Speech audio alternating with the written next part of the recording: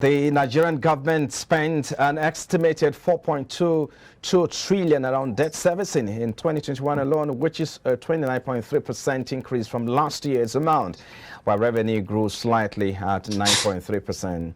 And it still leaves much room for improvement, as there are many other aspects that need attention, such as economic growth or poverty alleviation initiatives, among other things. But despite the increase in the value-added tax rate from 5% to 7.5%, debt service obligation continues to trend upward, giving continuous borrowings by the federal government to fund its budget deficit.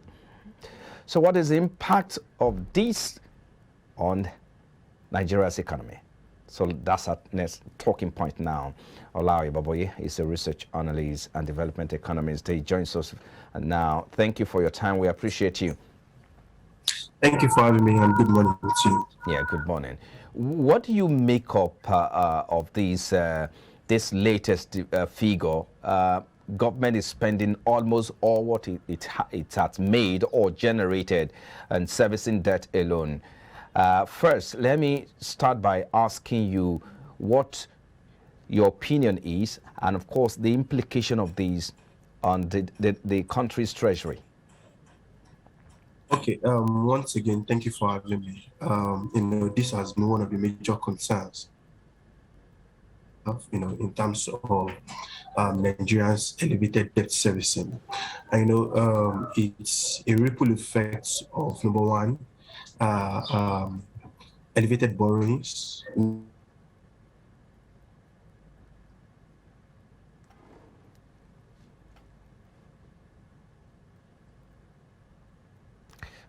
Hello, Mr. Baboye. Okay, I guess, okay. Hello, Mr. Baboye. Yes, I can hear you. Can you hear me? Yes, all right. Please continue. Okay, so I said the elevated debt servicing that we're experiencing at the moment is a ripple effect of elevated borrowings and as well as low revenue mobilization in the country. Now, to put a bit of picture to this, when government generates oil revenue, let's use oil revenue as an example.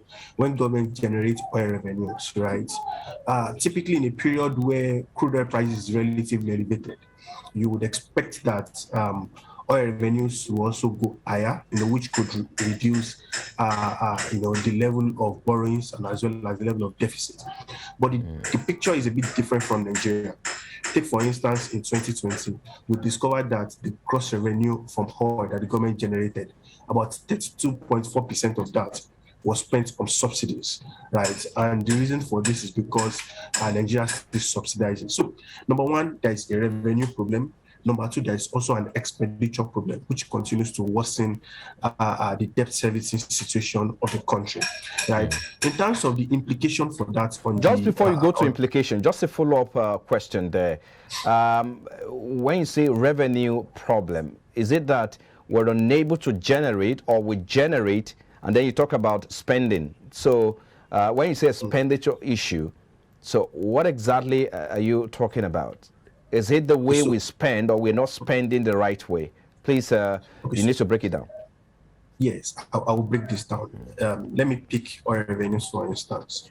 In 2021, the gross oil revenues that the government generated was spent on 5 major things. Number one is the JV cash costs. I won't go into that. Pipeline repairs, PMS subsidies, government priority projects, and then the net balance is transferred to the budget. Now, which is being spent. Now, what we discovered is that between 2020, when crude oil prices were relatively down, right, Nigeria spent about less than 5% of the gross oil revenues on subsidies, but we spent about 32.4% in 2021. So, which means that subsidy payment, which is adjusted for revenues, continues to take a toll on government revenues. Right, that's number one. It's like an expenditure. Secondly, when you look at the expenditure composition of the Nigerian government, you see that a significant portion of that is tilted towards recurrent expenditure, which limits spending for capital expenditure that can generate future returns for the government. That's painting the picture, of expenditure problem, and also on revenue challenges. I've spoken about subsidies limiting our revenue.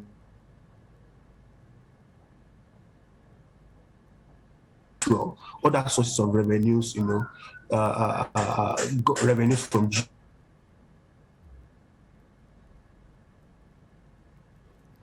Hello, Mr. Baboye. Well, we're looking at the impact of the borrowing, assessing Nigeria's debt situation and how country is spending about 96% of its revenue on debt servicing in 2021, according to a report. Yeah, Mr. Baboye, please, if you're there, yes, I'm aware you're back. Yes. Please continue. Okay. So, that tells us that we have both revenue challenges and expenditure challenges, right? And so in terms of, the impact of, this elevated debt servicing on the overall economy, the impact is it typically limits the fiscal space, that Nigeria has, right? When you look at the fact that spending more than 90% on debt servicing, you have less than 10% to do other available things. So which means that we continue to move around the vicious circle of higher borrowing costs, lower capital expenditure, and as well as spending more on debt servicing. So this is, has kind of created a recurring problem, which unless revenue leg is fixed and expenditure is properly managed for essential things, right, will likely continue this cycle. I mean, some people may not, toe in your position, in the line of your thought that, we have revenue challenges. I mean, they believe that the government is making money. I mean, recent report shows that in the last 2 to 5 years, the NNPC has generated about or made money about almost 20 trillion naira from, oil revenue alone. So it means that we probably do not have revenue challenges like you posited. But some people believe that it's an issue of management. What's your position on that? That's number one. Then number two, we also need to look at the fact that if we have this much to spend, why do we need to borrow?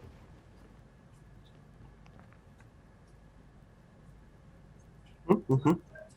Okay, so on the first question, right, that we don't have revenue problems. Yeah, I agree with the fact that the NNPC is making quite a lot. Given the fact that crude oil prices are relatively elevated, and in fact we could even have made more, and we could make more. But then we have crude oil production challenges. Especially given the elevated oil theft and terminal shutdowns that we have. But then when you look at the fact that Nigeria continues to subsidize, PMS taking more than 30% of NNPC's revenue, right? It reduces the benefits that we can gain from the elevated inflows from NNPC, right? If subsidies were not there, for instance, right, Nigeria will have Nigeria has budgeted about 4 trillion for subsidies this year. So imagine subsidies were not there, right? Nigeria will have about 4 trillion naira in space, in fiscal space that could be used for other things. Yeah. So people that giving that view, yeah, it's quite valid, right? But when you now begin to net off those subsidies and other things, then it begins to tell us the picture that management is there. Maybe revenue problem too is also there. And a bit on non-oil revenues. When you look at tax buoyancy in Nigeria, we compares tax growth, that is what government is able to generate, and you compare it to the economic growth. When you compare Nigeria to Ghana, Nigeria is worse off, right? Because tax compliance in Nigeria, double taxation in Nigeria, has limits, upside that can be gotten from non-revenue, especially the tax revenues. So there's a bit of, oil revenue concerns, and there is more in terms of management concerns. And on the second question, please can you repeat the second question? Now the second question is that it's not the issue of management, and that's because we spend so much. But the question is, if we have so much to spend and we're making this that amount of money, just over 20 trillion, that's for the NNPC alone, not to talk about other government agencies. So why then do we have to borrow if we have this much money? Yes, so fine, we have that much money also. But when you when you check government's fiscal budget, over the last 10 years, even more than that, Nigeria has been running on a fiscal deficit, right? And that's because our expenditure, just typically outpaces our revenues, right? So fine, we make a lot. We also spend a lot. We spend a lot on debt servicing, like you rightly said. We spend a lot on non-debt recurrent expenditures. And we spend a very little, less than 30 to 40% on capital expenditure. So if perhaps Nigeria was spending, for instance, somewhere around 30%, 70% of the gross expenditure on capital, projects, on capital activities that could generate future inflows, right? It will be beneficiary much more for Nigeria on the long term, but we do more of recurrent expenditures at the moment. Okay, so how do we switch from spending more on the, recurrent expenditure to, focusing on capital expenditure? And that's one, of course. And then what is the implication of this for ordinary man? Because some school of thought believe that if to pay this debt ahead, it means that the next generation will have to suffer and prepare to cough out over 3,000 naira from their individual pocket. Yes, so in terms of this whole repayment, we've been here before. In 2003, 2004, thereabouts, when Nigeria got the debt relief from Paris Club, Nigeria had a lot of external debt pressures until the relief came around, right? And it's sorrowful that we've gone back to those levels again, right? Speaking to what Nigeria can do to move from recurrent to capital expenditure, I'm always in favor of a medium to long-term structure, something that is solid and something that can be built consistently over the next few years. Number one, let's fix our revenue challenges first, right? Let's improve collection.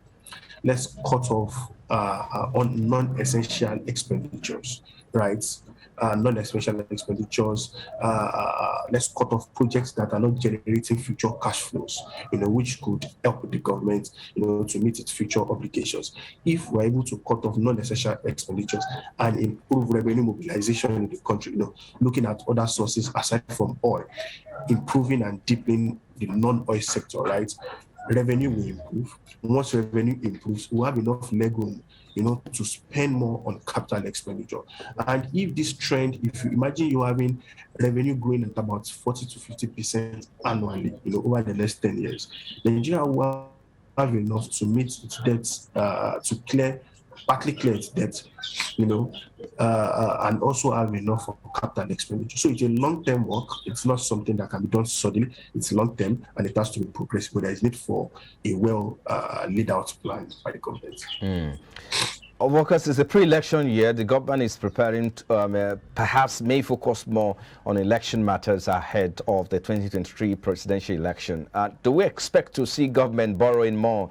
Yes, they've said there's possibility of going that way again. And then, how much do you see the government borrowing more? So, when we checked the numbers and then we did our own forecast for 2020, right, we discovered that government's deficit, as a fiscal deficit, could touch about 10.5 trillion naira. That's about 5.5% of GDP, in 2020, 5.5% of GDP. That gives us a picture of the magnitude of deficit, right? The government has gone into the international market to borrow at an elevated cost because of global tightening conditions, from the domestic market. Our prognosis is...